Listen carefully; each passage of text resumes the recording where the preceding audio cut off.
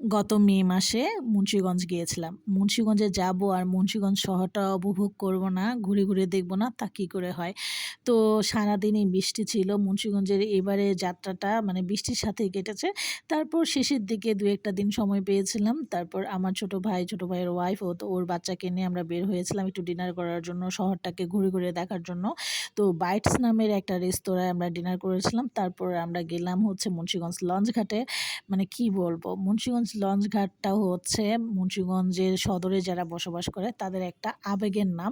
এটা একটা অন্যরকম অনুভূতির নাম। মুন্সিগঞ্জ লঞ্চ ঘাটে গেলে যেকোনো মানুষের মন ভালো হয়ে যাবে। মানে কি বলবো? নদী থেকে যে হাওয়াটা আসে মানুষের গায়ে লাগে, একটা অন্যরকম প্রশান্তি। আর নদীর সাথে মনে হয় মানুষ তার নিজের জীবন খুঁজে পায়, নিজের জীবনের একটা মিল পায়। সেজন্য হয়তোবা মানুষ নদীর পাড়ে থাকতে ভালোবাসে। তো যাই হোক, এই যে আমার ভাইয়ের মেয়ে, ও খুবই মজা পাচ্ছে। আমরা লঞ্চ ঘাটে গিয়ে চা খেলাম আর তখন কিন্তু রাত ১১টা বাজে, 11:30 বাজে। দেখেন কি রাত 11:30 বাজে, মানুষ তারপরেও লঞ্চ ঘাটে কি সুন্দর বসে আছে, আনন্দ করতেছে। কেউ, কেউ হচ্ছে গরুর মাংস দিয়ে পরোটা খাচ্ছে, কাবাব খাচ্ছে। মানে কাবাবের দোকানগুলো রাত 12টা পর্যন্ত খোলা থাকে। আমরা আসলে বাইটস ক্যাফে থেকে গিয়েছিলাম লঞ্চ ঘাটে। লঞ্চ ঘাটে আবার আরেকটা ক্যাফে আছে, সেটা হচ্ছে নিরিবিলি ক্যাফে অ্যান্ড পার্ক। ওটা হচ্ছে বাচ্চাদের জন্য বেশি ভালো। আর সব বয়সীর মানুষরা যেতে পারে। নিরিবিলি ক্যাফেটা আসলেই অনেক সুন্দর।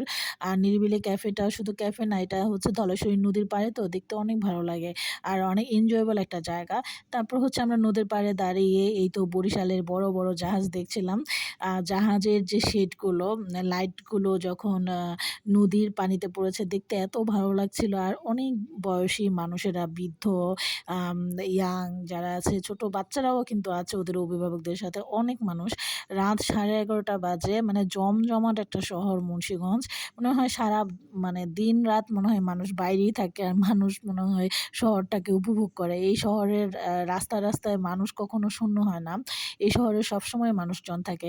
এই আমার ভাইয়ের মেয়ে এত দৌড়াচ্ছে আর ও মনে হয় অনেক মজা পাচ্ছিল, জানি না।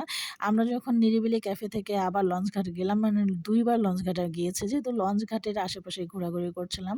আ তো কিছুটা সময় আমরা এই তো একদম ঘাটের মাঝখানে, মানে ঘাটের কাছে এসেছি। এসে নদী দেখছিলাম, নদীর পাড়ে দাঁড়িয়ে একটু নদীর বাতাস নিচ্ছিলাম। তারপরে বরিশালের বড়, বড় জাহাজগুলো দেখছিলাম। আর নদীর একটা অন্যরকম, নদী বা সমুদ্র এগুলোর কাছে গেলে না মানুষের মন মানসিকতা একদম অন্যরকম হয়ে যায়।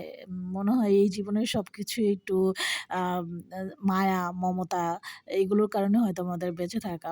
তো এই ছিল আমার আজকের ব্লগ। সবাই অনেক ভালো থাকবেন।